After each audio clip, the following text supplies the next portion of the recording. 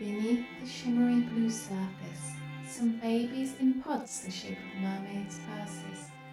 The waves flow frequent in a 1, 2, 3 sequence, and the sun shines from above like it's covered in sequins. But down in the deep, ocean life is disrupted. They've poisoned our seas by stuff they clean up with, and down in the deep there's junk that is rusted and more plastic and rubbish floating 3 meters upwards. We all must make changes and help with the fight to ignite ideas in our brains, be aware of the dangers. First, beautiful barnacles, now horrible plastic particles. Oh, hello. Oh, now that was a poem from Pearl the Mermaid. I can tell you a story about Pearl if you like. Are you sitting comfortably? Are you lying in your beds? Are you ready to hear a story about a beautiful mermaid that lives deep in the ocean? Well, get comfy, get cozy, and listen up. There was once a mermaid living in the deepest part of the deepest ocean.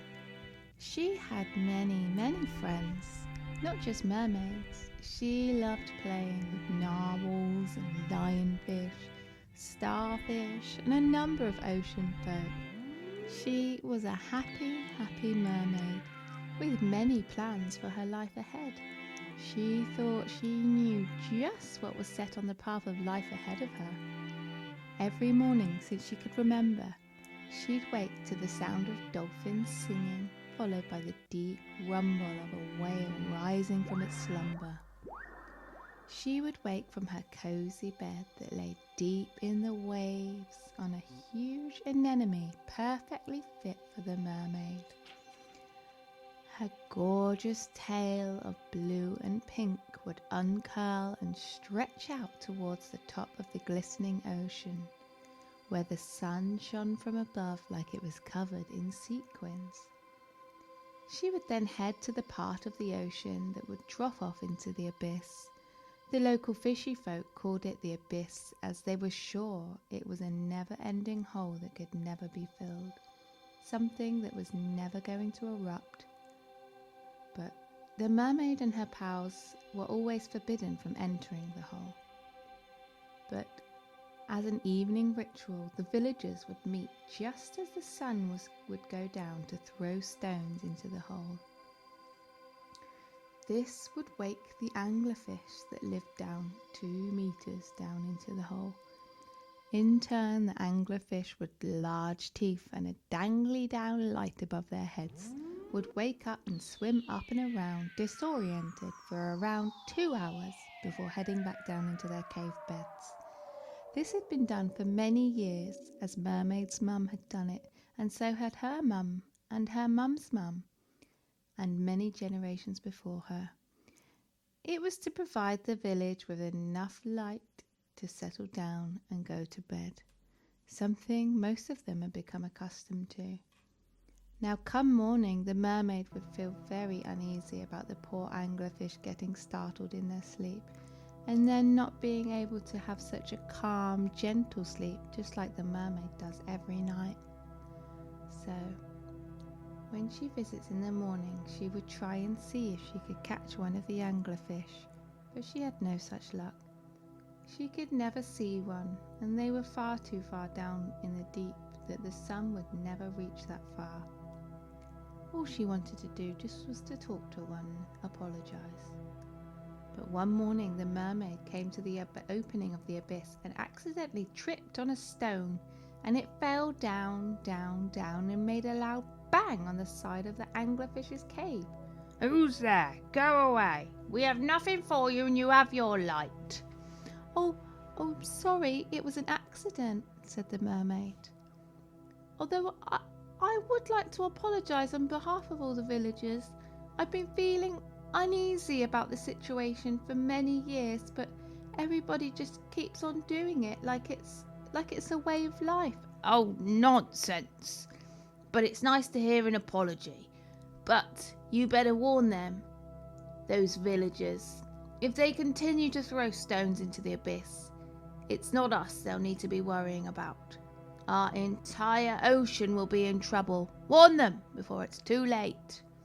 and with that the anglerfish swam down deep into the light until the light on his head just looked like a small speck in the distance. The mermaid felt a mix of emotions. She felt worry for her villagers and the future of her home, but also she felt a feeling of fulfillment. All of that uneasiness and confusion had suddenly gone, as she knew that these feelings she had been feeling for years had been for this very reason. She knew that she had to take it upon herself to save her friends and her family from any future catastrophes. But that wasn't going to be easy. First, she would need to tell the rest of the villagers to stop throwing stones down the hole. That was not going to be easy at all. She approached them the next evening. "Please stop the stone throwing. I've been told that something bad will happen to us all in the ocean if you keep throwing the stones." "Oh, nonsense. Silly mermaid. Oh, yeah, right. We've been doing this for years," said a couple of old sea turtles. I must get people on board to stop these people, thought the mermaid. But no one would listen. And at the point where she started to give up, a little crab came stepping by, stepping side to side. All right. The name's Colin. I'm new to the area, and I noticed you were alone. And I mean, it's okay to be on your own, but it just seems everyone round here is, like they're with someone, with lots of people all the time. You know what I mean? "Oh, yes," said the mermaid. "I get that feeling a lot." Well, I'll tell you what. We could be great friends," said Colin.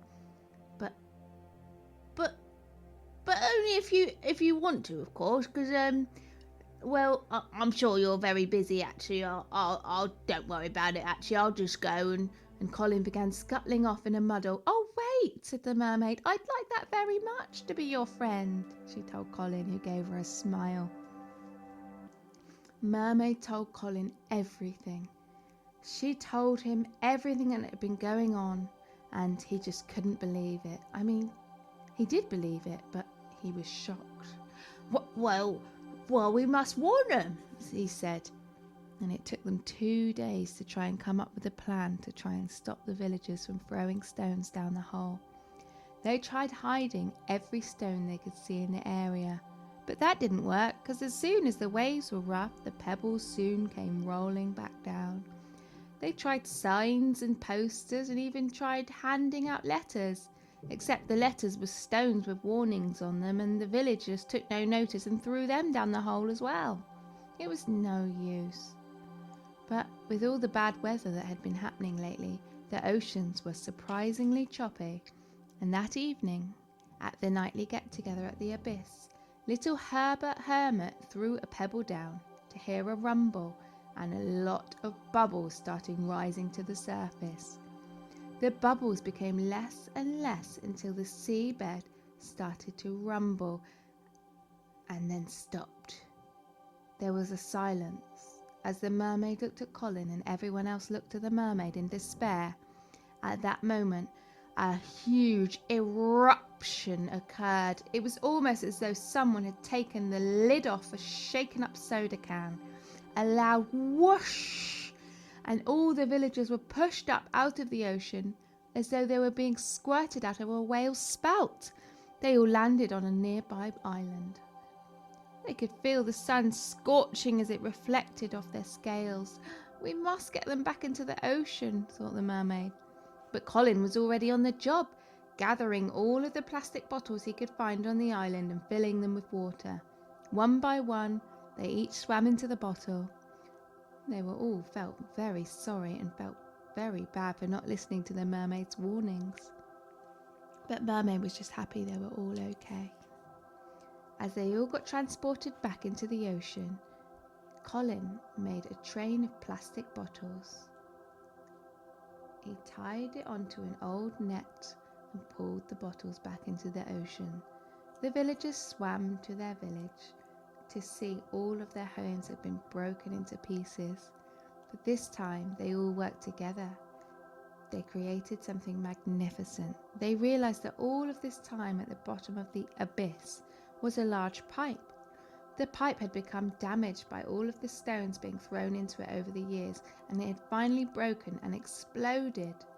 Luckily, nobody got hurt, and nowadays, the villagers don't throw stones there anymore, and they leave the anglerfish to their slumber instead, to settle down to bedtime.